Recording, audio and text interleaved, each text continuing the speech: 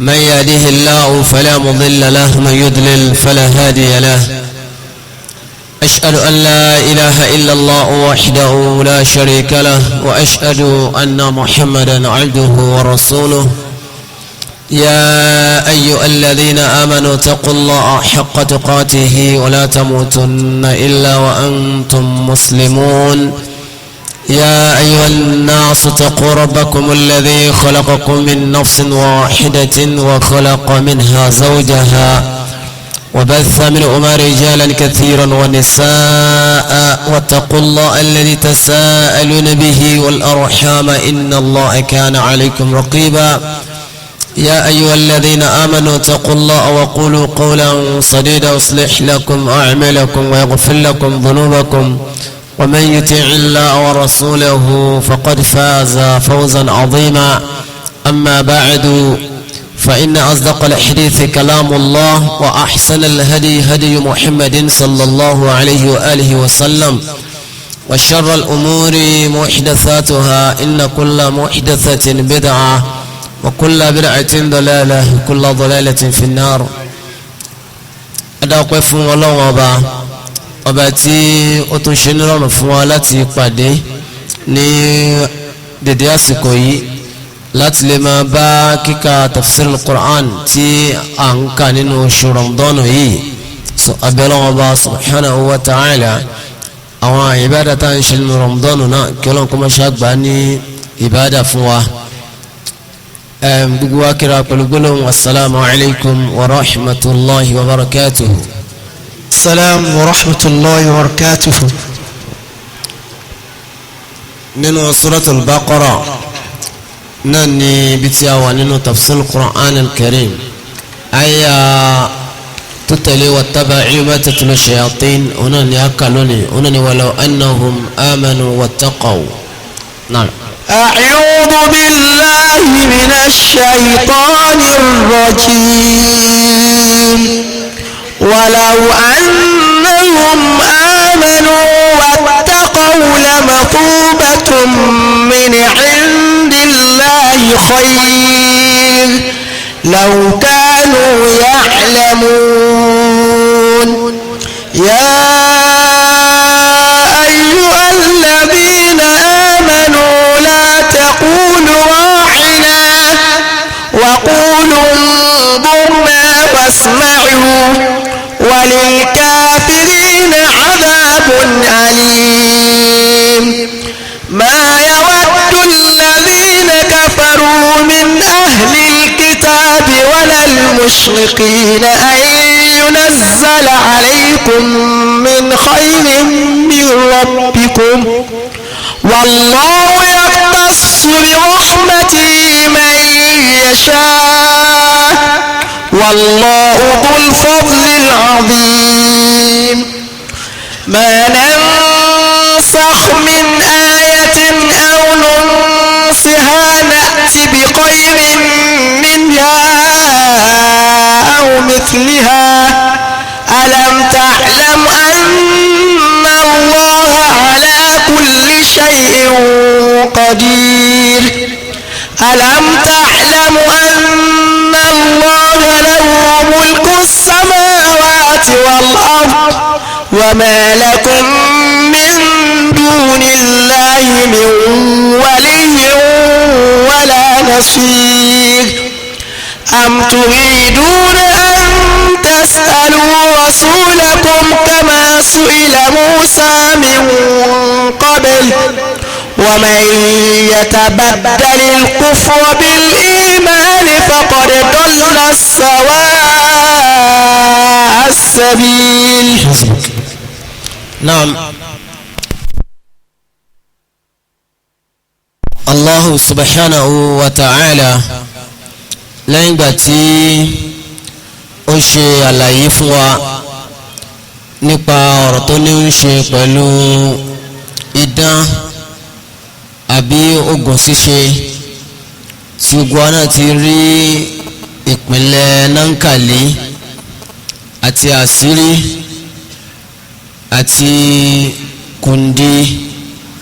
gbogbo àwọn nǹkan wọ̀nyí náà ni a ti rí ìpínlẹ̀ rẹ̀ pípé látọ̀dọ̀ shayatin àwọn èṣù ọ̀dọ̀ wọn ló ti wá so bákan náà ẹni tí bá sì ń ṣerú nǹkan báyìí a ti gbọ́ ní tí ó jẹ́ ìdájọ́ rẹ̀ látọ̀dọ̀ ọlọ́run ọba òun náà ni pé ẹni yẹn kò kí ń ṣe mùsùlùmí ẹni tí bá ti ń ṣerú idán àbí oògùn tí a ṣàlàyé nípa rẹ̀ ní àná. àyà tí wọ́n tẹ̀lé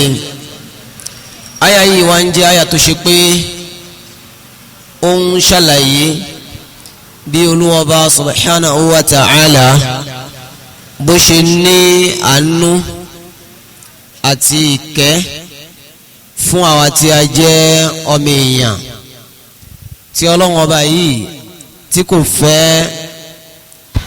kò fẹ́ aburú kankan fún àwa ọmọ ènìyàn. olùwọ́ba sọ pé walaw annahum amanu wattaqaw lamathubatun min indillahi khayrun law kanu ya'lamun. al-imam ibn kathir wọ́n ní ìtumọ̀ àyà yìí òun ni pé ìtumọ̀ rẹ̀ ni pé walaw annahum tó bá lè ṣe pé àwọn ènìyàn àmánu tí wọ́n nígbàgbọ́ ní billahi sọ́lọ́hun tó ṣe pé olúwọba ni wọ́n gbàgbọ́ wa rasulihi tí wọ́n nígbàgbọ́ sí òjíṣẹ́ ọlọ́wọ́n ọba tó gbà pé olúwọba òun ni ọba dẹ́dà òun ló kápá gbogbo nǹkan tó dá olúwa ọ̀dá nǹkan kan kí ipa rẹ̀ ọmọ ká ẹni tí ìmánì rẹ̀ bá jinlẹ̀ yóò gbà pé ẹni tí wọ́n fẹ́ ṣe àṣàṣì abẹ́ni tó fẹ́ ṣe oògùn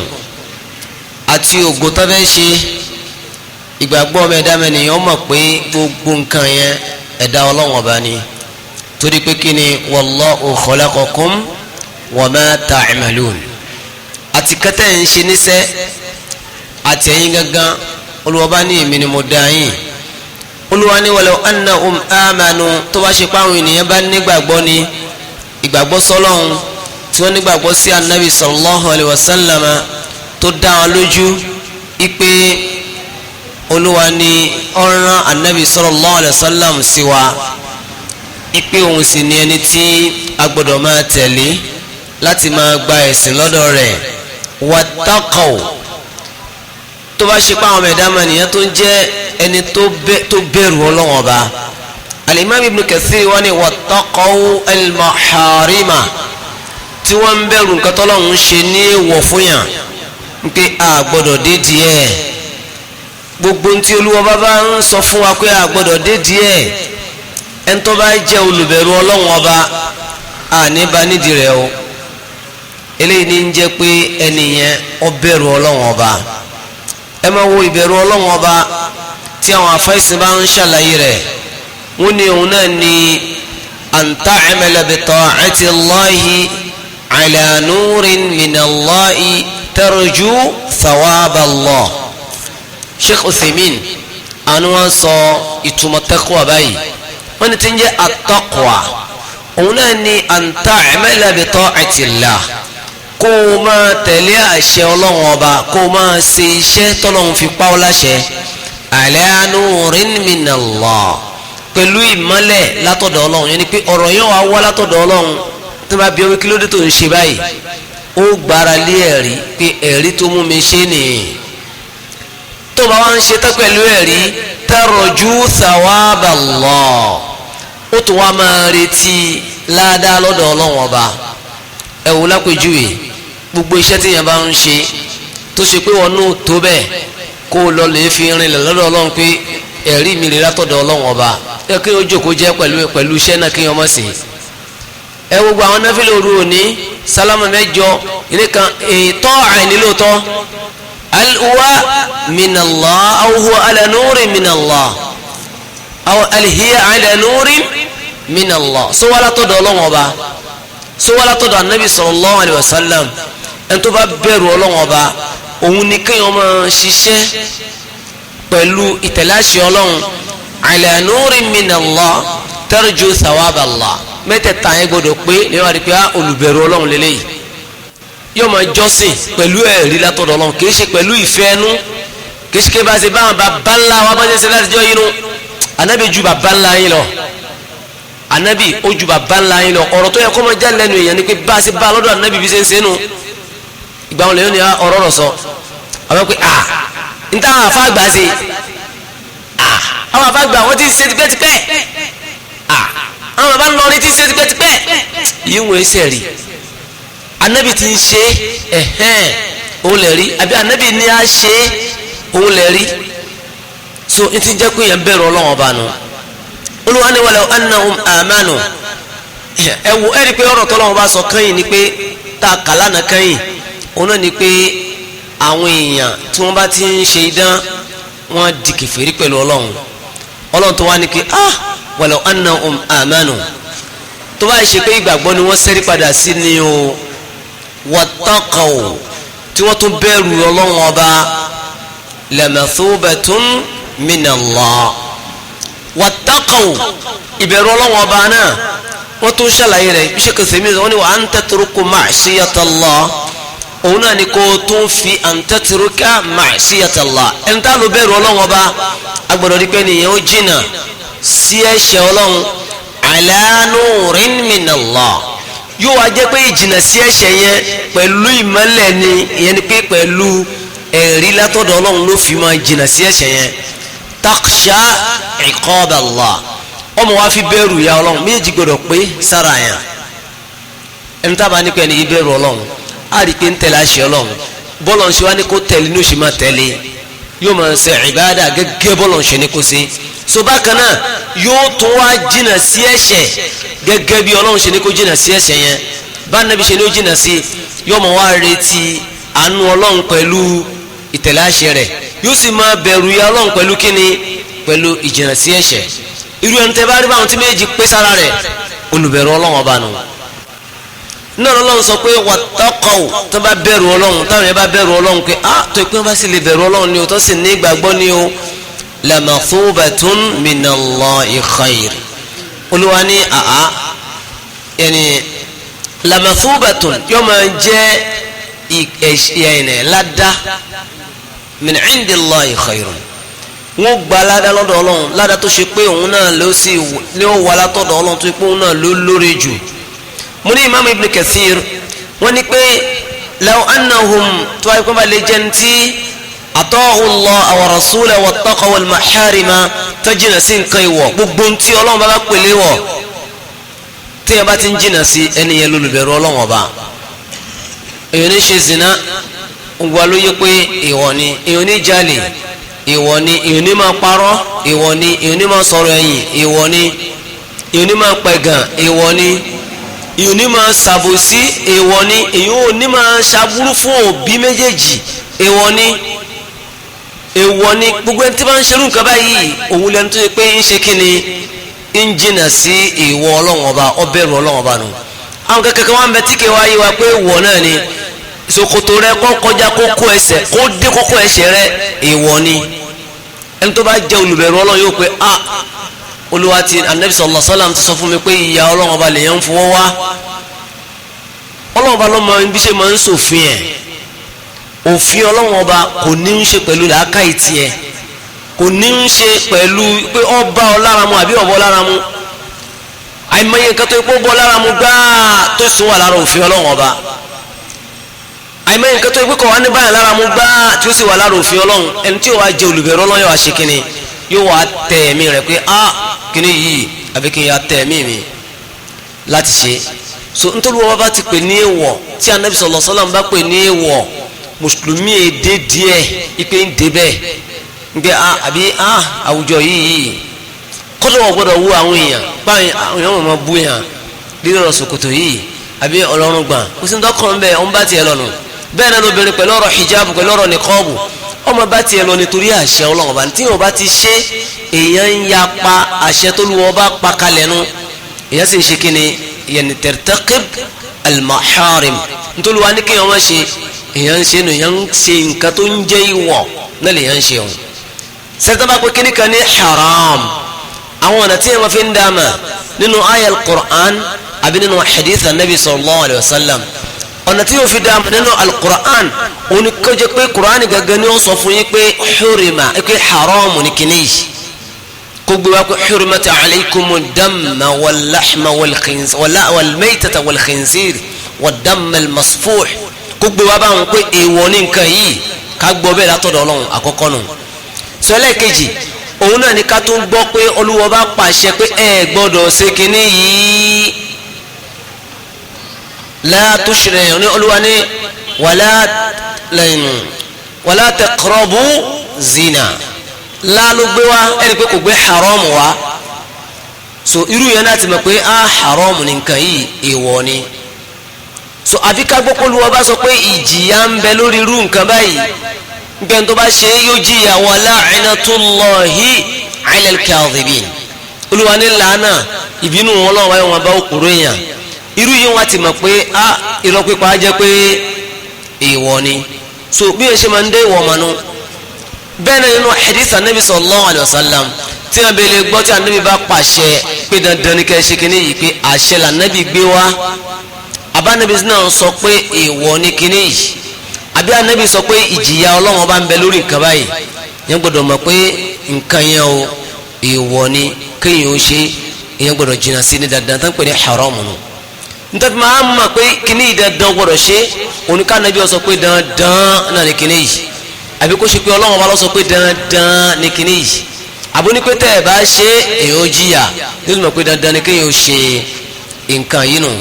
so Olúwa bá wá nítorí pé èèyàn mi ènìyàn bá jẹun tó bẹ̀rù mi tẹ́ ẹ sì táyà mi lakana mathubatallahi ala dhalika khayran lahum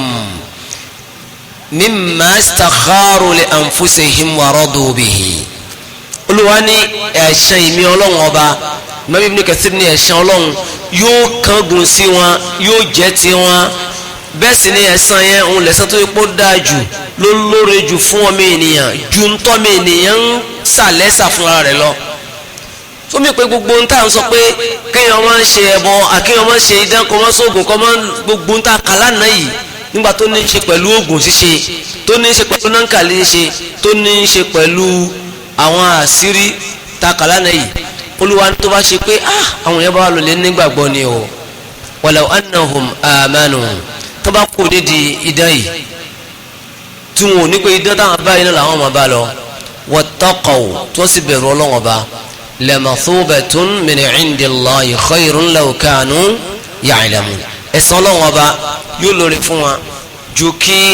wọ́n máa wá ẹ̀san ayé yìí lọ nam. ولو أنهم آمنوا واتقوا لمثوبة من عند الله خير لو كانوا يعلمون يا أيها الذين آمنوا لا تقولوا راعنا وقولوا انظرنا واسمعوا وللكافرين عذاب أليم. naam Olúwa ní kí wọ́n bẹ̀rù mi kí wọ́n tẹ̀lé àṣẹ mi òun ni ọba máa lóore fún wa ẹ̀wọ̀n kan ẹ wo ọ̀rọ̀ yìí lẹ́yìn ìgbà tó lọ́wọ́ bá ti sọ ìdájọ́ idán tán tẹ́lá wáyà yìí inú àwọn ntí yóò rí pé wà nínú wáyà yìí ni pé sa'atu hilmillah yóò rí pé sùúrù Ọlọ́wọ́n ọba ọ̀fẹ́ anu Ọlọ́wọ́n bá fẹ́ haythu ya'rudu alayhimul iman Ọlọ́wọ́n bá ń ṣẹ́rí wá sí iman bẹ́ẹ̀ pé yẹn ń polongo kan fún yàn pé ẹ ra kíní yìí pé kíní yìí lọ dáa fún yín law annahum amanu tẹ̀bá sì lè nígbàgbọ́ ẹ wọ́n Ọlọ́wọ́n bá ṣe ń bá wa sọ̀rọ̀ ibi ilẹ̀ yóò ti mọ̀ pé Olúwa bá subhanahu wa ta'ala ọba tó ṣe pé àánú rẹ̀ fún àwọn mẹ̀dámẹ́nìyàn ọ̀fẹ́ àánú rẹ̀ gbáyé kò fẹ́ fún wa kó ṣe pé ká rí ìbínú òun bó ṣe lè kọ́ ma ṣe àìtú rahmatillah ìkẹ́ Ọlọ́wọ́n bá fẹ́ Ọlọ́wọ́n bá ń fẹ́ àánú fún wa àkọ́kọ́ nínú àwọn ẹni tí àkọ́kọ́ rí nù ẹ̀wọ̀n bí kéèyàn sọ báyìí fún ẹni tí ń ṣe lọ́hùn ẹ̀ rí i pé gbogbo ń ta kàlánà ń tó tako ń tọ́lọ́wọ́n bá fẹ́ ni idán ogun ṣíṣe ọ̀tàkùn tó lùwọ́ bá fẹ́ olúwa wá ní walau annahum amanu ẹ̀bẹ̀ pé yẹn ń sànú yàn pé ètò akẹ́ bá sì lè fìyẹn lẹ̀ ni o kẹ́ mú eléyìí lóore fún yín yẹn ni pé kẹ́ tẹ̀lé lànà Nabi sallallahu alaihi wasallam ìṣe tẹ́fì mọ́nà lè sóògùn káàkiri ẹ wá padà sọ́dọ̀ ànábì pé kí ló ní ká ṣe kana khayran lahum yóò ló lóore jù fún yín sọlẹ́ yìí òun náà ni a ti rí pé àánú ọlọ́wọ́n ọba ó lágbára bó ṣe ní ìfẹ́ àánú rẹ̀ fún àwọn bó ṣe fẹ́ kárí kẹun irú ẹni bẹ nínú hadith nínú Sahih al-Bukhari tó yẹ pé Umar radiyallahu anhu òun ni ó ń ṣàlàyé ọ̀rọ̀ yìí fún wa ó ní qadima ala Rasulillah sallallahu alaihi wasallam sab'un ó ní wọ́n kó àwọn ẹrú látojú ogun wọ́n lọ ojú ogun kan Ànábì rán àwọn èèyàn lójú ogun gbàtán wá dé wọ́n kó ẹrú dé lára àwọn ẹrú tó kú dé ń fa idha imra'atun mina as-sab'i obìnrin kan wá ń bẹ lára àwọn ẹrú tí wọ́n kó ń qad tahlubu sadiyaha tasqi ọwọ́n bí kó jẹ́ pé ẹni tó ṣe pé ó ṣẹ̀ṣẹ̀ bímọ ni arábìnrin yẹn tó ṣe pé ó ní àǹfààní láti lè máa fún èèyàn lọ́mú ní àsìkò yẹn idha wajadat sabiyyan fi sabyi akhadhatuhu fa alsaqatuhu bi batniha Umaru ní pé tí obìnrin yìí bá ti wá rí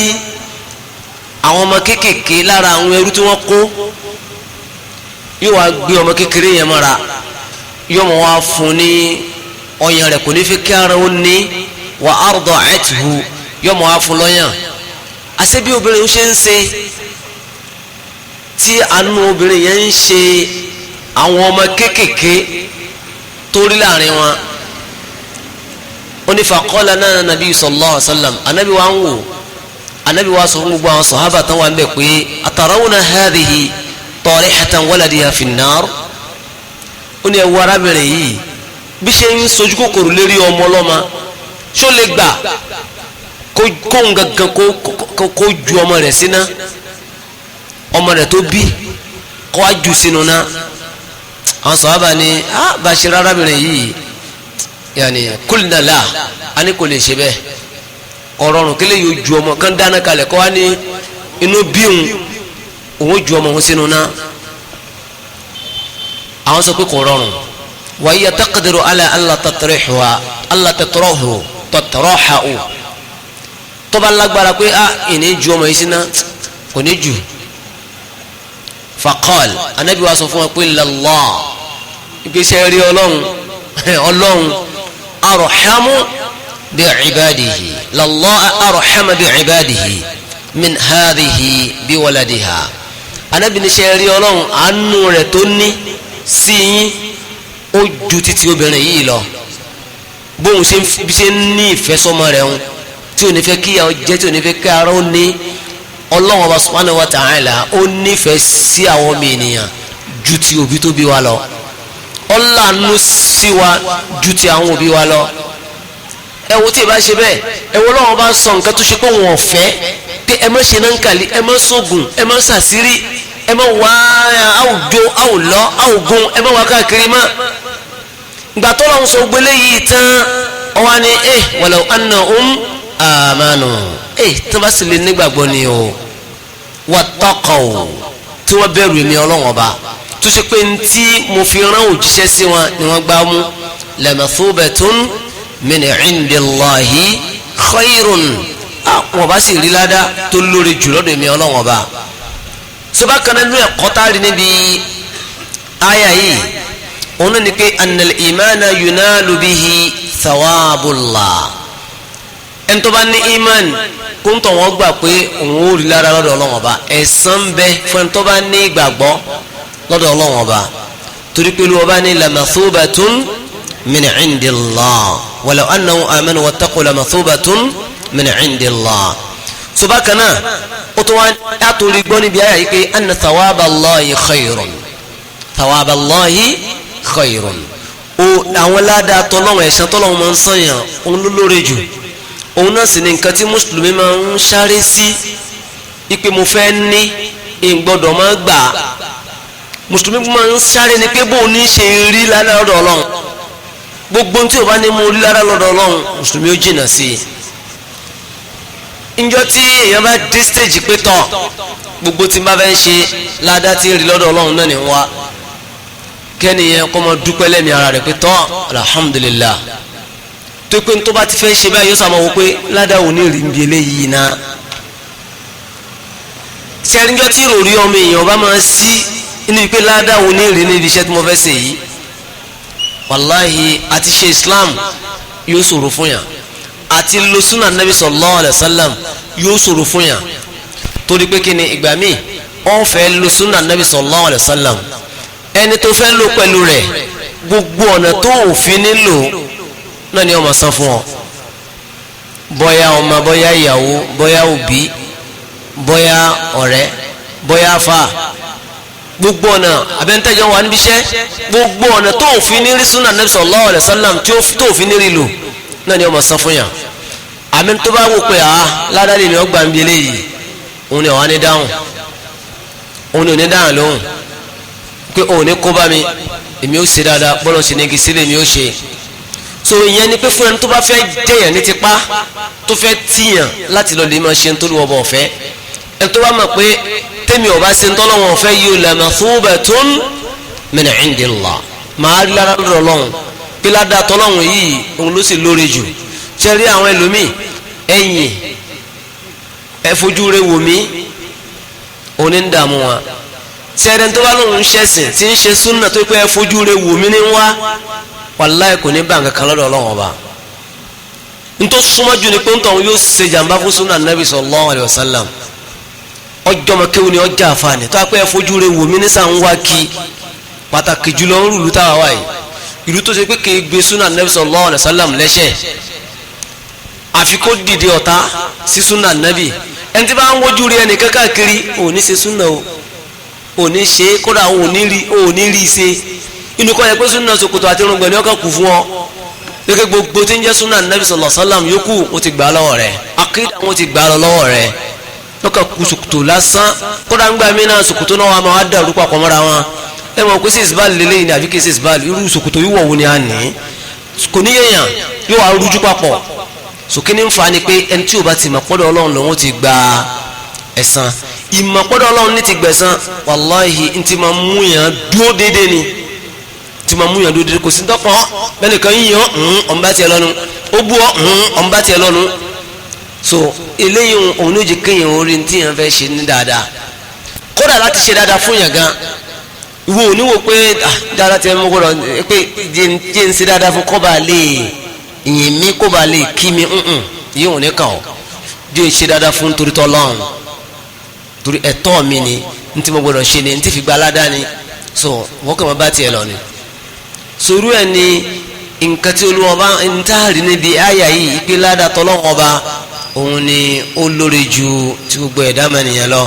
ṣùgbọ́n kan náà olúwa bá wá ń ṣẹ́rí ọ̀rọ̀ yẹ́rì pé torí àyà yìí yẹ́rì pé àyà àwọn Yahudi ni olúwa bá sọ fún wọn pé irú nǹkan táwọn Yahudi ń ṣe yìí tó ṣe pé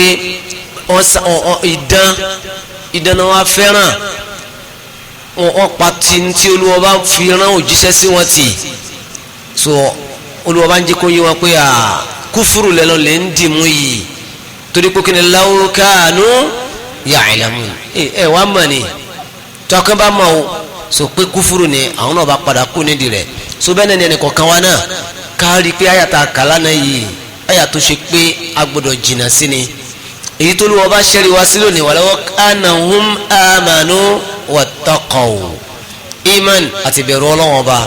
náà ni kí a padà sí. bákan náà olùwọ́ tó wá ní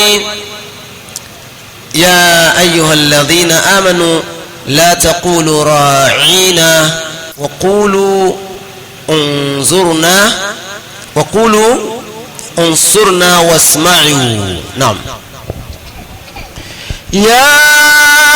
أيها الذين آمنوا لا تقولوا راعنا وقولوا انظرنا واسمعوا وللكافرين عذاب أليم ما يود الذين كفروا من أهل الكتاب ولا المشركين أن ينزل عليكم بكم من خير من ربكم والله يختص برحمته من يشاء والله ذو الفضل العظيم.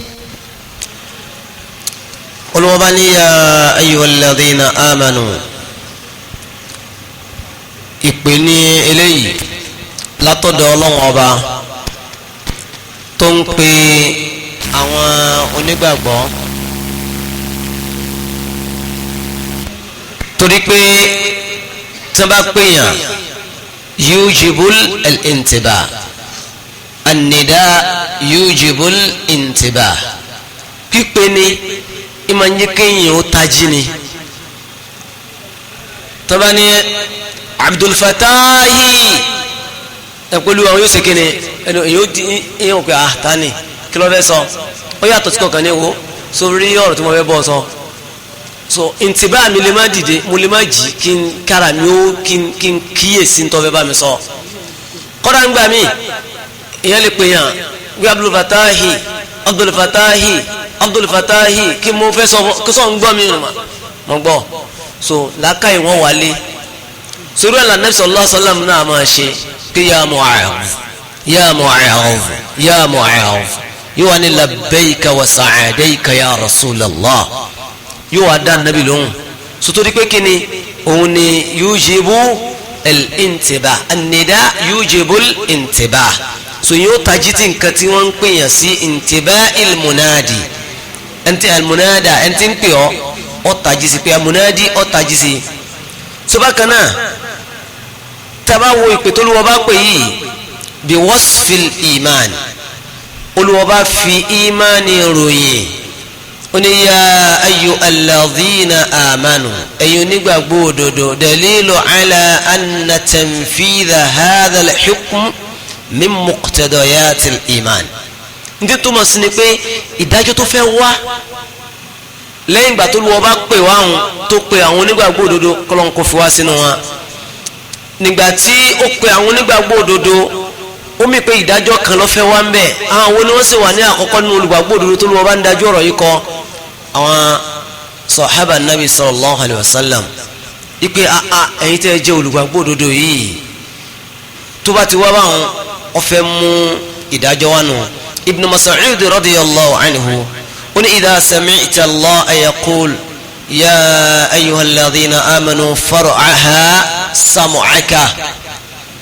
bí tẹ́ bá ti gbọ́ tolúwọ́ bá ní ya ayyuhal ladhina amanu far'aha samu'aka yá dẹ̀yìtì rẹ̀ kalẹ̀ dẹ̀yìtì rẹ̀ kalẹ̀ ya'ni istami' kọ́ dẹ̀tì fa innahu khayrun ya'muru bihi torí pé nta fi ní kọ́ dẹ̀tì ni pé ntọ́lúwọ́ bọ́ pàṣẹ fún ọ oore náà ní nǹkan yẹn Ọlọ́run fẹ́ pàṣẹ oore kan fún yàn nù aw sharran yanha anhu àbí aburú kan luluwa fẹ́ sọ fún wa pé ẹ stop ẹ dá dúró ẹ má ṣe má tó bá ti gbé pé ya ayyuhal ladhina amanu far'aha sam'aka tẹ́tí kọ́gbọ́n tó lọ́wọ́ bá fẹ́ wí Abdullahi ibn Mas'ud radiyallahu anhu òun ni ọ sọ̀rọ̀ yìí pété bá ti gbọ́ bẹ́ẹ̀ káyà tètè ya tẹ́tí wa ni sọ́rọ́ wọn bá ní yẹni ya ayyuhal ladhina amanu la taqulu ra'ina olúwa ní ẹ̀yin onígbàgbọ́ òdodo ẹ̀yin sàhábà nàbì la taqulu ra'ina ẹ má sọ fún ànábì pé ìyá wa ní etí ẹ̀yin pé tẹ́tí sí wa ànábì ọlọ́run ni ẹ má sọ bẹ́ẹ̀ máa ṣe pé àwọn èdè mìíràn ń bẹ lẹ́nu àwọn èèyàn tó pé kọ́lá tí ẹgbẹ́ ẹlòmíì bá ń sọ sẹ́gbẹ́ rẹ̀ wọ́n mọ̀ pé kí ti ẹni báyìí gan bí kí wọ́n ní wọ́n ọ̀dá kan mà bá kọ́ mọ́ sọ pé ẹgbẹ́ rẹ̀ ọ̀dá ìkàmà kẹ́ ń sọ̀rọ̀ wọ́n ọ̀dá kan mà sẹ́gbẹ́ yẹn wò pàbí fárẹ́ balẹ̀ ẹ mọ̀ rọ̀rọ̀ báwọn èèyàn yọ ń sọ̀rọ̀ láàrin ara yẹn kí wọ́n á sọ bẹ́ẹ̀ fún ẹgbẹ́ yẹn pé fárẹ́ balẹ̀ kọ́lá bí wọ́n bá sọ fún ọmọ kékeré kí ni yẹn ó kó lára tì lọ́mọ ike tó bá ti nílà káyìí o kí wọ́n sọ pé fárẹ́ balẹ̀ so àbí wọ́n dá kan mọ́ ní tiẹ̀ so kíní wọn yóò ní ọmọ yẹn lára irú àwọn ẹ̀kọ́ yìí ni Olúwa bá ń kọ́ àwọn sọ̀hábà. Al-Imam Ibn Kathir rahimahullah wọ́n ní naha Allahu ta'ala ibadahu al-mu'minin an yatashabbahu bil kafirin. níbi àyà yìí Olúwa bá ń kọ̀ fáwọn mùmìnì àwọn sọ̀hábà nàbí ń kọ̀ fún wa ipe ẹ má máa lọ lè kọ́ ṣe àwọn kèfèrí má fi maqamihim wa fi'alihim níbi àwọn stand kan tó máa ń ní tó pé àwọn náà máa ń mú ìdúró wọn ó ti mú ìpinnu yẹn bí báwo ṣe máa ṣe ni iṣẹ́ tiwa yìí báwo ṣe máa ṣe ni àbí fi maqamihim wa qa'dihim ibi tó máa kọ́ra tó máa ń jòkó bá kan èèyàn máa jòkó bẹ́ẹ̀ tó bá máa ń dúró bá kan ẹ̀ máa dúró síbẹ̀ láwọn tó bá jẹ́ kèfèrí láwọn tó ń jẹ́ Yahudi tó ń jẹ́ Nasara kí ló fà Al-Imam Ibn Kathir ní kí wa dhalika anna al-yahudu kanu yu'anuna min al-kalam ma fi at-tawriya lima yaqsudunahu min at-tanqis yẹni pé àwọn Yahudi wọ́n ní àwọn ọ̀rọ̀ burúkú kan lẹ́nu àwọn ọ̀rọ̀ kan tó máa ń gbé kalẹ̀ wọ́n mọ̀ wá sọ sí Ànábì sallallahu alayhi wa sallam so tó bá ti wá ń sọ yìí ìsọ àbùkù sí ni amẹ́ntí bá ń gbọ́ olùmọ̀ òkè àkílẹ̀ wá burú bí ọ̀rọ̀ yìí báyìí àkílẹ̀ wá burú ń bẹ́ẹ̀ àmọ́ àwọn ọmọ tó mọ nǹkan táwọn ń sọ pé àwọn fi ń kẹyàn lábùkù ni ṣẹ́gbẹ́tẹ́ bá ní ìwọ ọ̀dà kan mọ̀ nísìnyí sẹ́yìn pé ìwọ ọ̀dà kan mọ̀ ń gángbà ló lè wá ní wá wàdà tó pẹ́ ni wọn ò ní ká kébu ó sì lè wá ní wá ìwọ ìbu kọ́dà lásán nínú èdè Yorùbá náà wọ́n ní ó lè jẹ́ kíni ó lè jẹ́ ìtò lè mú ìtumọ̀ méjì lọ́wọ́ tó pẹ́ ẹni tó gbọ́ngbà mi ó sì bínú èmi náà ẹ̀gbọ́n ẹ̀ tí ń ṣe sí mi ni wọ́n ní síbi ẹ̀ ló ṣe ẹ̀ mo kàn wí ba wọ́n náà mọ̀ tó mọ̀ ẹ̀ tó wí so irú ẹ̀ ni àwọn Yahudi náà nírú àwọn ọ̀rọ̀ báwọn tó máa ń sọ fún Ànábì sallallahu alayhi wa sallam ara rú ọ̀rọ̀ òun náà ni pé wọ́n máa ń sọ fún pé ra'ina an yaqulu isma' lana instead kan sọ pé Ànábì tẹ́tí gbọ́n nǹkan tá à ń sọ wọ́n wà ní ra'ina yẹn ni pé tẹ́tí ẹ̀ mọ́ dẹ́tí sí àyín yẹn ni pé tẹ́yì rẹ kalẹ̀ tí ẹ mọ́ rọrọ̀ báwọn pé tẹ́yì rẹ kalẹ̀ àmọ́ fẹ́ sílà káyẹ̀ lẹ̀ kọ́gbọ́n tí ń bọ́ sọ tí a pé tẹ́tí sí mi àbí ṣe ń gbọ́ nǹkan tí ẹ dákun ẹ gbọ́n tí mo fẹ́ bá yín sọ yìí ẹ gbọ́n tí mo fẹ́ bá yín sọ yìí ẹ rí i pé ó yàtọ̀ sí pé tẹ́tí ẹ àsílà káyẹlẹ̀ so irú àwọn ọ̀rọ̀ yẹn ni ra'ina ọmọ wa ń wí fún Ànábì sallallahu alaihi wasallam ìgbà tó wá ń wúrú ọ̀rọ̀ yìí àwọn tó ń jẹ́ àwọn sàhábà náà àwọn náà wá ń wírú ẹ̀ fún Ànábì sallallahu alaihi wasallam ibi ìrọ̀lọ́n tí wọ́n sọ fún wọn pé ya ayyuhal ladhina amanu athbata lahumul iman Olúwa bá kọ́ fi ìmánì lélẹ̀ fún wọn pé ó fi rìnlẹ̀ pé ẹ̀yin yìí mùmínì nìyí àmọ́ ẹ̀ ń ṣe nǹkan kan tí mi Ọlọ́run ọba tí mi yọ́nú sí tí mi fẹ́ la taqulu ra'ina ẹ mọ̀ sọ pé kánà bí ọya yín létí ẹ̀ máa bí ya wa létí ẹ̀ kọ́ gbọ́ nítorí ẹ̀kẹ́ wí ni kí wa qulu unsurna ẹnẹ kẹwàá kúlù unsurna wasma'u ntẹ́lẹ̀ ma sọ ni pé anabi dẹ́ti gbọ́ wa àbí anabi gbọ́n tí a fẹ́ sọ yìí àbí anabi a ní ọ̀rọ̀ láti sọ gbogbo àwọn ọ̀rọ̀ tó sá mú àpọ́nlé wa báwọn náà ni Olúwa bá ń sọ fún àwọn yẹni àwọn sàhábà anabi sallallahu alayhi wa sallam bí ká máa sọ irú rẹ̀ fún kama sọ̀rọ̀ rẹ̀ fún anabi sallallahu alayhi wa alihi wa sallam Olúwa ni wasma'u nítorí wọ́n bá sì sọ fún yín ẹ tẹ́tí ẹ máa gbọ́ ẹ gbọ́rọ̀ sọ́lọ̀ lẹ́nu ìyẹn ni pé ẹ máa ń yáyàkúyà nítorí jíṣẹ́ bá sọ fún yín tẹ́ gba bòmí lọ so nítorí jíṣẹ́ bá sọ tẹ́yìn onírọ́ àwọn oníṣẹ́lẹ̀ yìí kò bá wa láàmú kò bá àwùjọ tí wàá mú kò bá mọ̀lẹ́bí wa mú kò bá lu tí wàá mú Olúwa ni ẹ má sọ bẹ́ẹ̀ wasma'u ẹ máa gbọ́ sintulu bàbá sọ fún yín walil kafirina adabun alim Olúwa ní àwọn tó bá ń ṣe kìfìrí sọ́lọ́wọ́n ọba tí wọ́n tẹ̀lé àṣẹ Ọlọ́wọ́n ọba ìyà ẹlẹ́ta ìlérò yóò máa jẹ́ tiwọn so ní pé mùsùlùmí a máa rí gbọ́ yí pé Olúwa bá kọjú ọ̀rọ̀ yìí sí àwọn sàhábà àwọn lẹ́ni àkọ́kọ́ al-khitab khassun li ashabi nabi sallallahu alayhi wa sallam walakin huwa aam li jami'i ummati muhammadi sallallahu alayhi wa sallam gbogbo àlùmọ́ anabi náà lọ́rọ̀ yìí bá wí a gbọ́dọ̀ sọ̀rọ̀ kọ̀rọ̀ sí anabi sallallahu alayhi wa sallam bí kò sí láyé má ẹ dákun kẹ́nìkan máa ń ṣe nǹkan kan bóyá nìkan ń ṣe kíní kan ní ìsinmi nǹkan yẹ̀yẹ́ kan bóyá nìkan ń gbá tébù ẹ dákun orí ẹni tí ó ń jẹ́ wọn ní súnà ni wọ́n ń gbá tébù tẹ́nísì lápèjúwe wọn náà sì mà igbe kò sí ti ń jẹ́ tébù tẹ́nísì láyé ànábì ó yí ọbẹ̀ kọ́ wa máa ní sànàbí máa ń gbá tébù tẹ́nísì ṣe rí pé ìwà ọ̀dẹ̀ tó lágbára nínú nǹkan báwọn àìlẹ́kọ̀ọ́ pẹ̀lú ànábì ọ̀pọ̀ láwùjọ àwọn èèyàn o ọ̀pọ̀ ní àwùjọ wa yìí gan àìlẹ́kọ̀ọ́ pẹ̀lú ànábì sallallahu tó yẹ pé wọn wá tó bẹ̀ kan sọrú nǹkan báwọn sí àwọn tí ń jẹ́ afá àwọn àyíbàbà rẹ̀ kí wọn wá ní sí baba ńlá rẹ̀ mọ́ sí lélẹ́yìí kí wọn ní sí àwọn baba ńlá rẹ̀ mọ́ gbá tébù sọ kí wọn ẹsẹ̀ kan ìrọ̀lọ́ sọ pé àti tébù ń bẹ láyé àwọn baba ńlá mi ni ó mi pé baba ńlá mi ló fẹ́ ṣe kí ni ọ̀fẹ́ bu ìtumọ̀ ọ̀rọ̀ ẹni pé ọ̀fẹ́ bu ànábì sallallahu alaihi wasallam so tó bá rí ìyàn rẹ̀ rẹ̀ sànàbí máa rẹ̀ báyìí wọ́n ní òun jẹ́ kíníkà sànàbí máa ń jẹyẹ gan inna lillahi wa inna ilayhi raji'un wallahi alazim àìlẹ́kọ̀ọ́ pọ̀ fáwọn èèyàn àìlẹ́kọ̀ọ́ pọ̀ sẹ́dàkùn pẹ̀lú ànábì sallallahu alaihi wasallam ẹwọ ẹnu tí Ọlọ́run bá fi ń sọ fún àwọn sàhábà ipe ẹ gbọ́dọ̀ ẹ má ṣerú nǹkan báyìí fún ànábì sallallahu alaihi wasallam ipe ẹ má ma sọ pé ìyàwó létí ẹ tẹ́tí gbọ́ wa ntẹ́sọ ni pé anabi wòdọ̀ wáyà yìí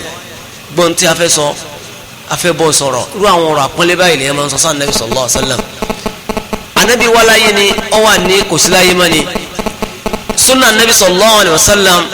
èyí fi ṣe ẹ̀yẹ bó ṣe lè wù kọ́ ma ẹni tó bá ní ìbọ̀wọ̀ fún anabi sallallahu alaihi wasallam tó bá pa anabi lè sunna anabi èyí fi ṣe ẹ̀yẹ ẹ gbogbo àwọn nǹkan tó jẹ́ sunna táwọn bàbá kan lálẹ́ tó ikú bídíà ni wàláì tẹ bá ń sọ létí àwọn èèyàn pé bídíà ni eré wọn sì máa gbóná àmọ́ nígbà tẹ bá ń sọ fún ọpá nàbí òsè kìíní yìí ẹ̀yìn ṣe eré àwọn èèyàn sì ní gbóná ẹ dákun ẹ wo à ń kọ́ ọmọ ní ìsẹ́mọ̀ jòkó ẹ mọ ní àwọn agbókọ̀ ọmọ náà jáde sàmẹ́nà wù kíní kan kẹ́nìkan wá ní kò ní ẹ̀rí gbé bídíà ni kò ní ẹ̀rí wọn ni yé àwọn ọmọ yìí kíní kan ọ̀dà sí mọ́lúdì sóhun lẹ́rì kí ló ti nù ọmọ bí njọ́ tẹ bá rẹ̀ ní tí wọ́n ń ṣe mọ́lúdì kẹ́ni kò ní ṣe kí ni ọmọ àti kí ni o tiẹ̀ máa ń ròyìn pé mọ́lúdì oṣù wo náà ṣe ní ìsìn ẹ bọ́ sẹ́ ń káàkiri gbogbo ojú títí tó ìjà gbádùn ẹ bá ń ṣe ẹ wò sọtá fi máa ma ipò tí gbàgbọ́ yín wá ṣe máa nípa ọ̀rọ̀ ẹ̀sìn yìí àti bí ìfẹ́ ṣí súnà Nabi sallallahu alaihi wasallam bó ṣe máa bá sì máa rí nù so Olúwa subhanahu wa ta'ala ẹ wo tó sọ tó ní káwọn mọ̀tò sáà Nabi sallallahu alaihi wasallam so kìdìntàsí káwọn èèyàn máa wá dá sàkásà sí Ànábì sallallahu alaihi wasallam kéèyàn lanu ẹ pangala kéèyàn lanu ẹnu pangala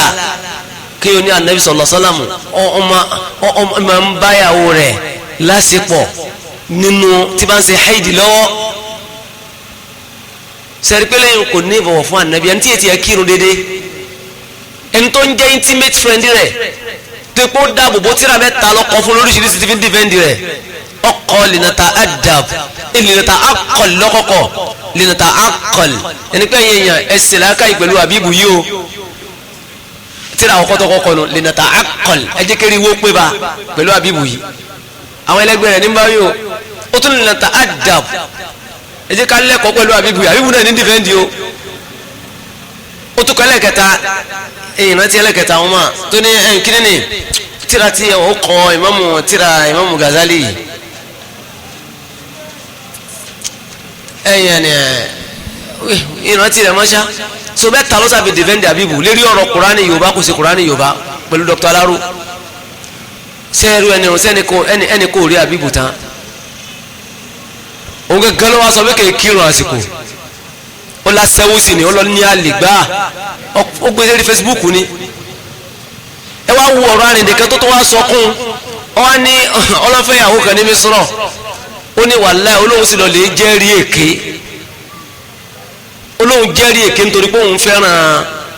àbíbù ó ní àmúhùn padà wá gbáwẹ̀ mẹ́ta o lóhùn sẹ́wà láì lérí èké òun wá gbáwẹ̀ mẹ́ta òun náà lọ kọ́ sínú Facebook ẹ dákun sírú eléyìí rẹ̀ wá ní ẹni tí yẹn ní pé yóò ní respect fún ànábì gbogbo onugbọ̀n ní dán paran yìí ètò ń búra sẹ́yìn ní respect fún ànábì sallallahu alaihi wasallam tó bá tiẹ̀ sọ káàtì ẹ̀ ní pé common sense rẹ̀ gẹ́gẹ́ ọkọ̀ tó wọ́n pé ntọ́lọ́ ní káyọ̀ ẹ̀ mọ̀sẹ̀ ànábì wá sí wa ní Imam Bukhari wá sọ pé kíní Imam Bukhari rẹ̀ wọ́n ló sọ bẹ́ẹ̀ ìgbà tí wàá tú kéwú wàá tú ìtukùtù ìfẹ́ nù tiẹ̀ oníkàánà Rasulullah sallallahu alaihi wasallam ya'muruni fa atazir wa yubashiruni wa kuntu ahid oni wa ana ahidun oni anabi sallallahu alaihi wasallam iman pamila she fa atazir yo ani kin lo le san ojú ara si fa atazir ni je san ojú ara so nbi tí mo ti lọ nti je atazir oni pé ma ro iro en do an sahid tó bá ro kura ko bá wọ sùkú tó bá wọ skirt àbí kí na man pè tó bá ti àbúrò ṣomọ́ra àbúṣe kíní kan òun àtọkọ rẹ̀ wọ́n lè ṣe kíní wọ́n lè jọ wọ́n ti wà lẹ́yìn ẹ̀gbẹ́ ara wọn kò sí tí ọlọ́wọ́n sọ pé ká má ṣerú yẹn wọ́n sọ pé wọ́n tú fa àtẹ́zìr wọ́n tú sí pé yóò ní kí n lọ lè ṣan ara fa àtẹ́zìr so ní pé ibi tí mo ti lọ gan ni pé àwọn ẹni wọ̀nyí wọn ò ní respect fún anabi sallallahu alayhi wa sallam wàláhi anabi ọjọ́ wọn lójú bàbá wọn jọ́ lójú anabi lọ bàbá wọn ọjọ́ lójú anabi lọ bẹ́ẹ̀ pọ́lọ́run náà ní sí bàbá wọn àbí bàbá yín gba wá yìí ni wọ́n lè rédí ọ̀rọ̀ so wọ́n ní pé anabi sallallahu alaihi wasallam lọ́gbọ̀dọ̀ ju everybody lójújú ẹ̀wọ̀n tí ọlọ́wọ́ bá ń kọ̀máǹdì wa ti ń sọ fún wa ipe ẹ mọ́ sọ̀rọ̀ èdè báyìí gan bó ṣe mọ̀ iye mọ́ sọ sí anabi sallallahu alaihi wasallam kátó alẹ́ yẹn ọmọ sọ̀n tí ọ̀dà tó burú kí o tó wá mọ̀ sọ pé anabi sallallahu alaihi wasallam ó rẹ́pù anabi rẹ́pù obìnrin kò sí ti ń jẹ́ bẹ̀ nínú hadith tó ń ká ṣe àdánwò bá àwọn èèyàn o àdánwò bá àwọn èèyàn ẹ dákun sírú ìgbà tí tẹ̀ ń sọ̀rọ̀ ọ̀hún gan ṣẹ́yìn tẹ́ kéwú ẹ̀ jòkó ń bẹ̀ ni àwọn gbàtọ́ ipá àdánwò ti bẹ́yìn gan náà kò sí alwala kò sí albara lillah ẹ̀yin fẹ́ràn yẹn nítorí ọlọ́run ẹ̀yin fẹ́ràn yẹn kẹ́ ìkórira yẹn nítorí ọlọ́run ẹni tó bá ìkórira àsọ̀bíyà náà ni tóró dá mi lójú pé ọ̀gọ̀rọ̀ àwọn èèyàn wà tó pé wọ́n máa ń rọra pé yé ẹ̀wọ̀n tukutu tí mo dirun tú àtẹ́sẹ̀rẹ̀ yá wọ́n máa ń rọra lérí jòkó tí ò bá rí bẹ́ẹ̀ ni ọ̀yẹ́ ká ti rẹ́ni tí ó ṣe rọ́dù nínú gbogbo ẹ̀yin mọ̀rìkàzí ààrẹ tó ṣe rọ́dù àwọn ìsọkúsọ tí àbíbù ń sọ ta ṣe rọ́dù fún ẹ̀kẹ́ inú ṣe rọ́dù padà àbí ààrẹ nìkan ṣe ń gbà tábò tó sọ̀sọ́kúsọ ń jọ́ sí gbogbo ilẹ̀ dìde lẹ́ń ṣe rọ́dù fún ẹ wá ṣe rọ́dù fún ìta ń wí náà àwọn gbàtà yìí náà mọ̀ pé sọkúsọ ni mùdírù ń sọ sọkúsọ bí ẹni tálẹ̀ jẹ̀nu ti fọ́ gbá nìkó tó ti fúnkó tẹ́lẹ̀ rẹ̀ wá dàrú so òun ni pé èèyàn máa ń ní àpọ́nlé tó ga fún anabi sallallahu alaihi wasallam ni sùkátó wájú pé nìkan wọ́n wá tẹ̀ wá ń yanu gbà ó wọ́n ń bú anabi sọ́ni tí ń bú anabi sallallahu alaihi wasallam sokoda mùsùlùmí gbọ́dọ̀ tara tí a bá rí i pé ẹnìkan bú anabi àmọ́ ìtara yẹn èèyàn gbọ́dọ̀ mọ òǹdíwọ̀n ìtara wọn àwọn kọ́ ni pé kẹ́ntì ẹ̀sẹ̀ mùsùlùmí ẹ̀rí pé lẹ́yìn mẹ́ta yìí kí ni ẹ̀ ṣẹlẹ̀ ní Kánò tọ́lẹ́ nìkan obìnrin ni wọ́n ní kì í ṣe mùsùlùmí ó wá bú anabi sallallahu alaihi wasallam ó sọ̀rọ̀ àbùkù sí anabi sallallahu alaihi wasallam àwọn Haúsá sì ló lè ṣe kí ni wọ́n lọ lè pa pípa yẹn ìkọjá àlà ni ìtara tó kọjá àlà ni ntẹ́lẹ̀ ṣe òun náà ni pé kẹ́ ẹ gbé lọ sí court kẹ́ lọ lè fẹjọ́ rẹ̀ sún àwọn ìjọba pé n tó ṣe rèé ẹni eléyìí ọ̀dà ìlú rú sùjọba náà wàá dìde pé ó sọ bẹ́ẹ̀ àbó sọ bẹ́ẹ̀ tó bá lóun sọ bẹ́ẹ̀ tó bá ní ìsọ bẹ́ẹ̀ òun ọ̀ya nà á sẹ́rí afẹ́fẹ́ padà gbogbo tí ń jẹ́ newspaper kọlọ̀ lè sọ pé ò wí bẹ́ẹ̀ gbogbo tí ń jẹ́ news kẹ́kíní àwọn kọ̀nàwátù tẹlifẹ̀síyà gbogbo àwọn television station all sọ gbogbo ẹ̀ dáadáa pé yìí sọ bẹ́ẹ̀ o yóò wá free kì í ṣe pé èèyàn ni ó mọ̀ wá tẹ́kì lẹ́mọ̀ mú ìdájọ́ látọwọ́ ara wa lámà lò kí wàá lójúṣe tiwa tí nǹkan báyìí bá ṣẹlẹ̀ sí anabi sallallahu alayhi wa sallam bóyá ẹnìkan tó jẹ́ mùsùlùmí náà ni tí eré rẹ̀ dàrú tó fẹ́ jí pé wọ́n ń sọ̀rọ̀ àbùkù sí anabi níta àwọn oṣù fún náà ni pé àwọn oje kó yẹ pé anabi sallallahu alayhi wa sallam kò kí ń ṣe ní àbùkù so lẹ́yìn náà àkọ́kọ́ náà ó kílẹ̀ lọ́dọ̀ ọlọ́run pé anabi ṣe ní àbùkù ìyọ́ kan wá jẹ́ kó yẹ pé ntọ́ ń fọwọ́ fà yìí ntí ó ba yìí rẹ̀ àti alkiyama rẹ̀ jẹ́ yányá ni pé ntí ó ba yìí rẹ̀ jẹ́ àti alkiyama rẹ̀ náà ni ntọ́ ń fọwọ́ fà yìí pẹ̀lú pé yóò dùn wá lẹ́mi pé yọ̀rọ̀ wo ni ẹ̀yin sọ sáà anabi sallallahu alayhi wa sallam yìí so lẹ́yìn náà tí ẹ bá lágbára tó apẹ́ nìyẹn bá kọ́ ni kí ẹ náà kọ́ nǹkan kí ẹ wá kọ́ dáadáa anabi sallallahu alayhi wa sallam kí ẹ kọ́ ẹwúrúgba kan tẹnìkan kọ kíníkan jáde tó ní anabi sallallahu alayhi wa sallam ń gbé kò wá ṣe nǹkan láyé ju pé anabi wa da yẹrù lọ àwọn èèyàn wa kọ nǹkan padà lóríṣiríṣi kó làwọn afáàn wọn sọ pé ẹ má jẹ́ kó di wàhálà ẹ̀yìn tí ó ń jẹ́ nǹkan tánàbí fi tún ayé ṣe oníkẹyìn wa sọ kẹmọ wa kọ sáyé káwọn èèyàn olùgbà tó pé kíkọ náà lòun náà kọ ọhún ẹ̀yin náà wa kọ sí gbogbo ayé padà pé anabi ò rí báyìí anabi ò rí báyìí ọ mẹ́ni tó ń sọ ni tó a kó bá sọ jáde lẹ́nu ni kíyẹn náà jẹ́ kíyẹn náà sọ padà lẹ́nu fún pé ń gbé anabi ò rí báyìí bá anabi sì rí ni pẹ̀lú ìtara tí ó sì ní kọjá àlà sọlẹ́ ní jẹ́ pé èèyàn máa rírì anabi sallallahu alayhi wa sallam so pé yẹn sì máa pàtàkì bí anabi sallallahu alayhi wa sallam ṣe jẹ́ sí wa àmọ́ kí wọ́n máa bú anabi sallallahu alayhi wa sallam kí wọ́n wá dákẹ́ kọ́ mọ́ ni ọlọ́run lẹ́sìn ọlọ́run ò ṣe gbìjà ọlọ́run ò ṣe gbìjà so irú ẹni ìmánì tí ọ̀dá ní bẹ lára rẹ̀ ìmánì tọ́lọ́wọ́n bá ọ̀fẹ́ tọ́lọ́wọ́n bá bínú sí náà ni so ní pé ibi tí mo ti lọ́wọ́ dání pé wáyà ta kà yìí olúwa ní ẹ̀yin èèyàn ẹ̀yin onígbàgbọ́ òdòdó yẹn ní pé sàhábà ẹ má máa sọ àwọn èdè àbùkù sí anabi sallallahu alayhi wa sallam ma ọ̀rọ̀ tó ńlá pọ̀nlé nínú èdè tí ó jẹ́ èdè yìí náà ni ẹ máa sọ sí anabi sallallahu alayhi wa sallam níbi láti mà ikú yà sí anabi sallallahu alayhi wa sallam ẹni tó ṣe pé olúwa ọba subhanahu wa ta'ala òun gangan ní máa ń dáàbò bo ìjọmọlúwàbí rẹ̀ olúwa ọba gangan ní ń dáàbò bo ìjọmọlúwàbí anabi sallallahu alayhi wa sallam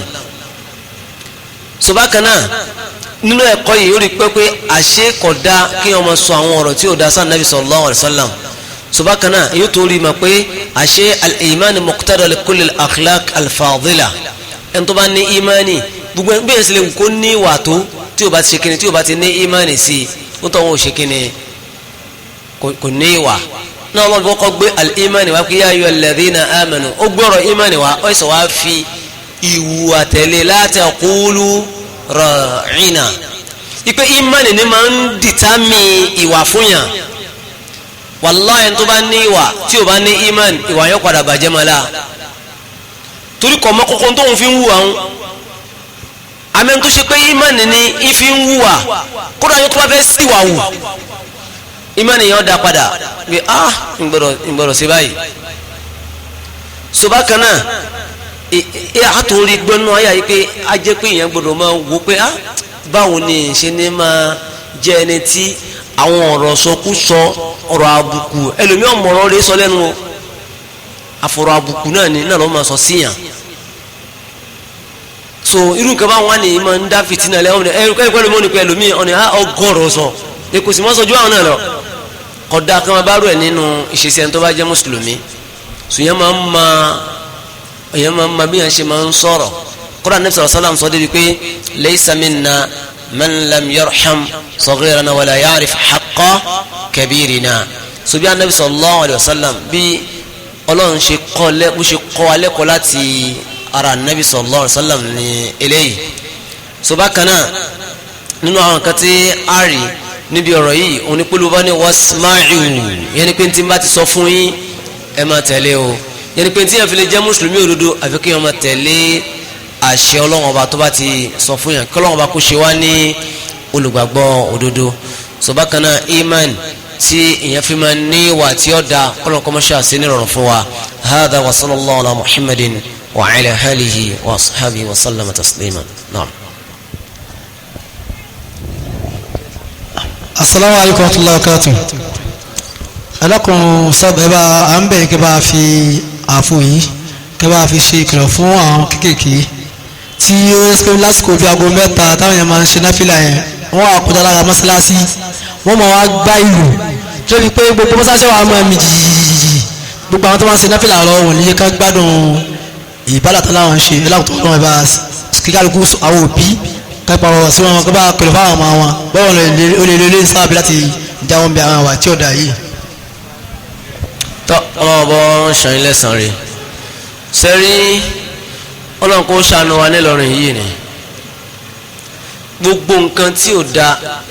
la máa fi ń ṣe fáàrí nílọrin la máa fi ń ṣe fáàrí tábà ń rí ìsọ àwọn ọmọ ọlọ́mọdé alágbe ọmọ kéèké a máa fi ṣe fáàrí nílọrin wọ́n máa ní kò síbi táwọn ẹ̀ tí máa ń dùn tó tó Ìlọrin tẹ́bá ní kí ni àwọn ẹ̀ ń dùn òun náà ní kí wọ́n máa ṣe kí ni àwọn ọmọ kéèké wọ́n máa gba amúdáwá lámúsẹ̀rí náà tó yẹ kó bí kọ̀ọ̀kan kó yẹ kójú kó máa jáde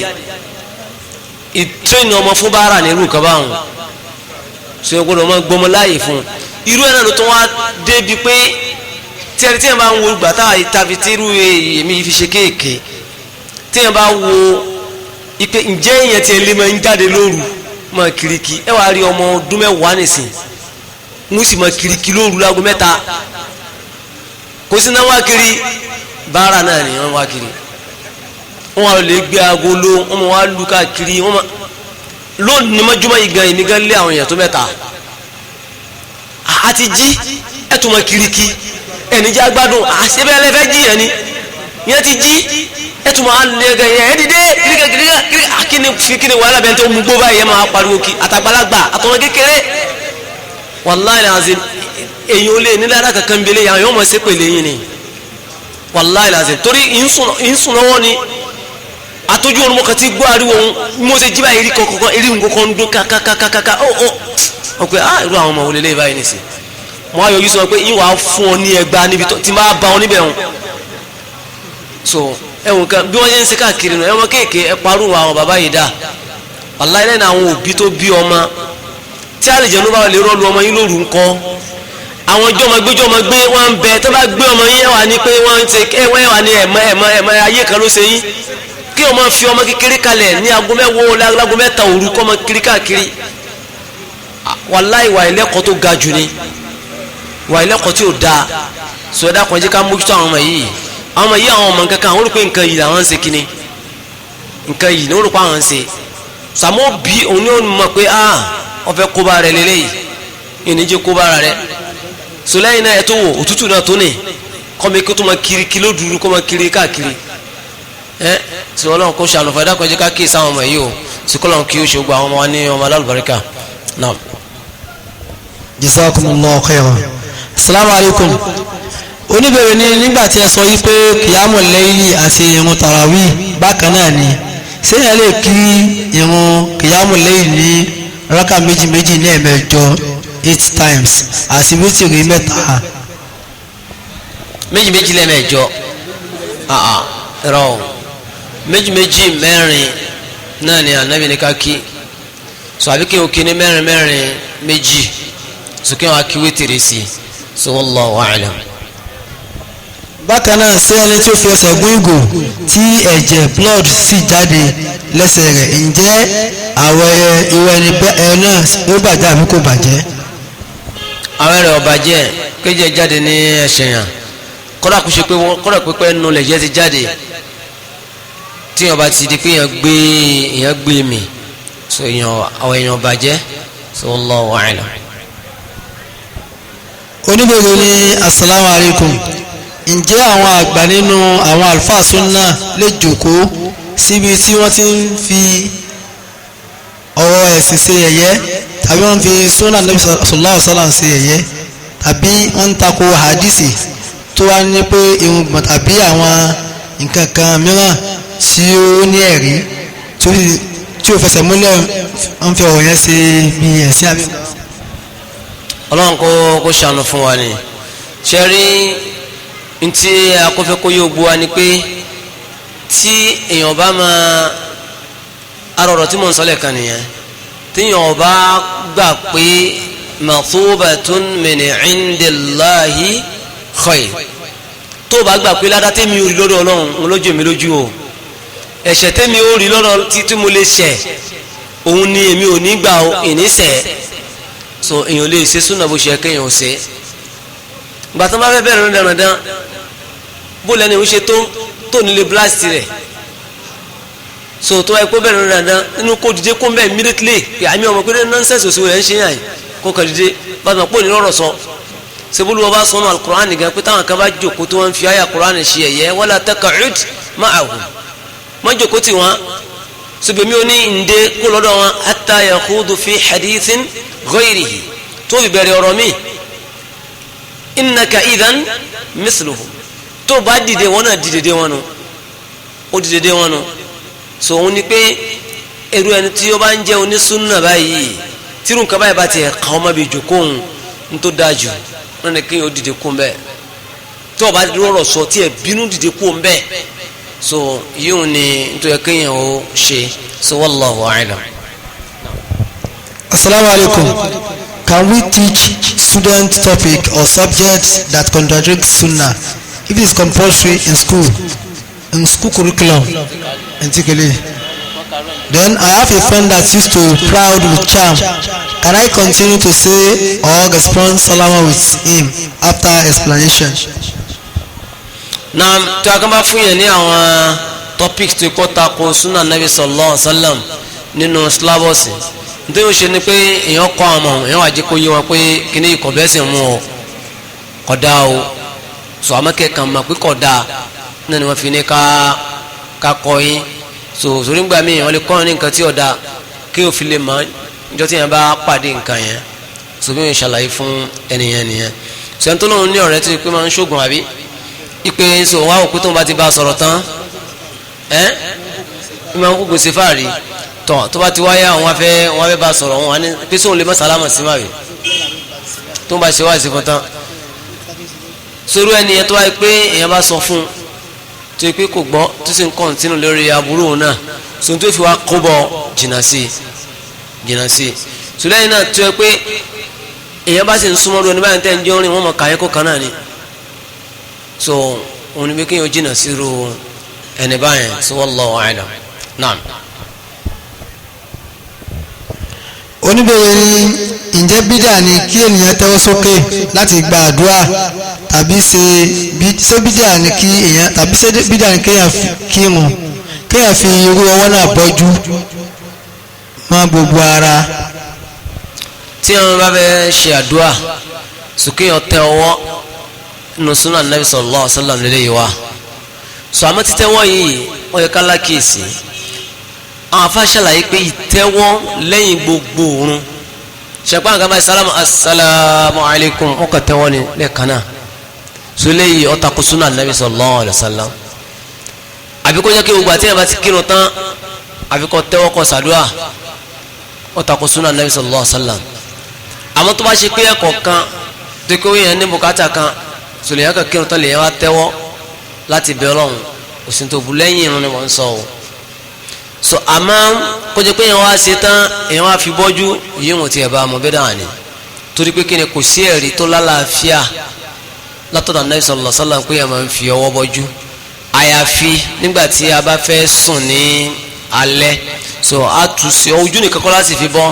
a fi bọ́ ojú àti ibi tí ọwọ́ wa bá ká ní ara wa so lẹ́yìn ní ntúnjẹ́ ìlànà Ànábì sallallahu alaihi wasallam níbi àdúrà kódà Ànábì sallallahu alaihi wasallam sọ pé nínú àwọn okùnfà tí máa mú àdúrà gbà wọn ní kéèyàn tẹ́wọ́ sí Ọlọ́run Ọba náà ní níbi hadith wà nínú pé ẹni thumma dhakara rajulan yutilu as-safar as aghbar yamuddu yadayhi ila as-samaa ya rab ya rab ìpẹ́ nìyẹn oúnjẹ nírìn àjò ọwọ́ àna ìrìn àjò rẹ̀ ti pẹ́ ọwọ́ àna wọ́n sọ́lọ́run ń bẹ Ọlọ́run Ọba so sheikh bin Baz àti sheikh Uthaymin wọ́n wá ní ẹni yẹn ata bí asbabi aw bí sábàbí istijaba inú àwọn kan tó máa ń jẹ́ ká àdúrà ọgbà náà lẹ́nu yẹn ṣe yẹn pẹ̀lú bó ṣe tẹ́wọ̀n tí máa ń jẹ́ kí àdúrà ọgbà ni so kéèyàn tẹ́wọ́ kò sí tí ó burú mbẹ́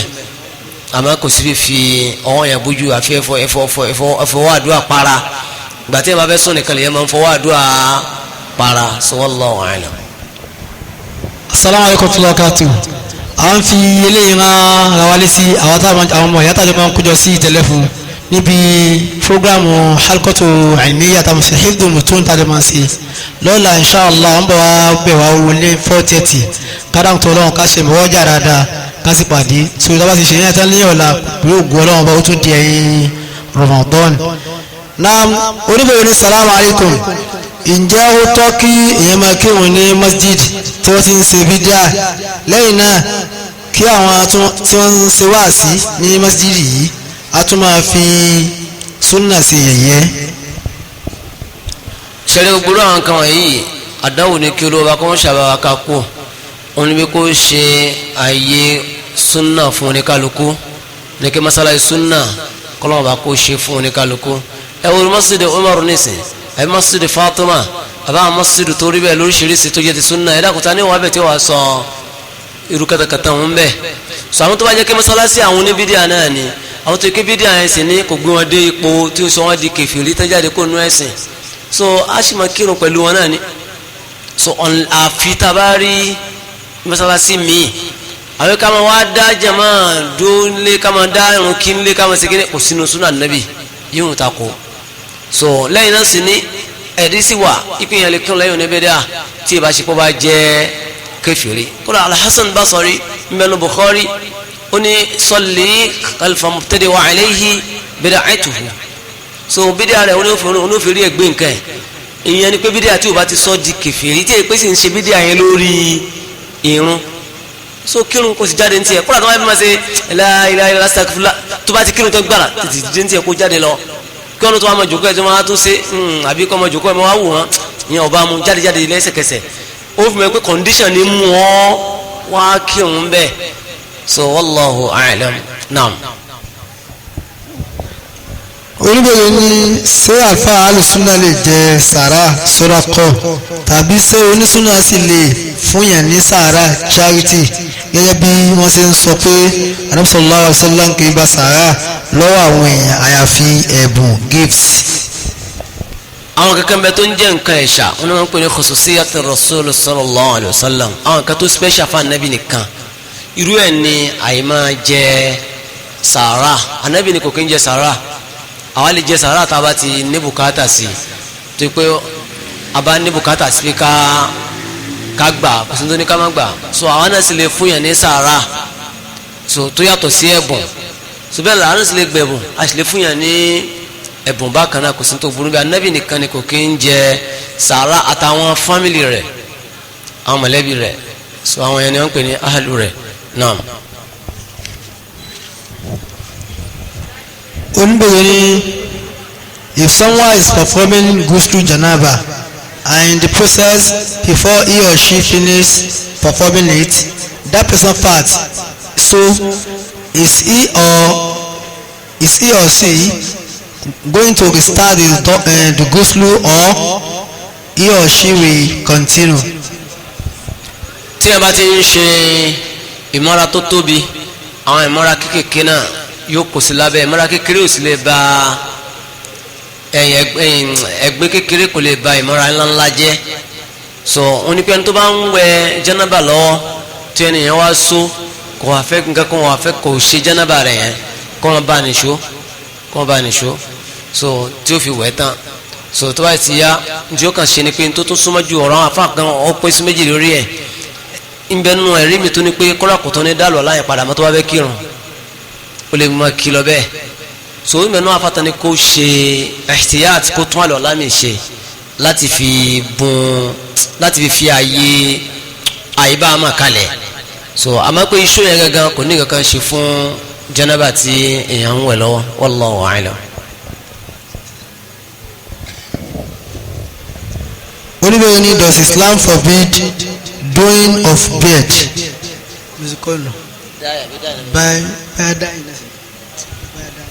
na bóyá ntẹ́ni yẹn fẹ́ sọ ni pé bóyá kéèyàn máa dá irun gbọ̀n èèyàn gbọ́dọ̀ dá irun gbọ̀n tí ì bá ṣe pé bóyá ó funfun irun gbọ̀n tó bá funfun náà lèèyàn máa fi dá èsì so dá irun náà sì ní ọ̀pọ̀ yóò jẹ́ dá ìdúdú ó lè jẹ́ kọ́lọ̀ míì so bẹ́ẹ̀ ni irun eré náà èyí dá rẹ̀ àbí jẹ́ náà wá cream tí ó máa jẹ́ kí irun mi kọ́ dá irọ́ tí irun bá funfun tí gbogbo rí bá funfun tán náà lè lè dáì rẹ̀ yóò sì gbọ́dọ̀ dáì rẹ̀ ní dúdú so ẹni pé ẹ lè fi àwọ̀ mi dáì irun rí náà so lẹ́yìn ní nítorí ṣe pẹ̀lú ọ̀rọ̀ dáì wallahu a'lam. naam subhanaka allahumma wa bihamdik ashhadu an la ilaha illa anta astaghfiruka wa atubu ilayk.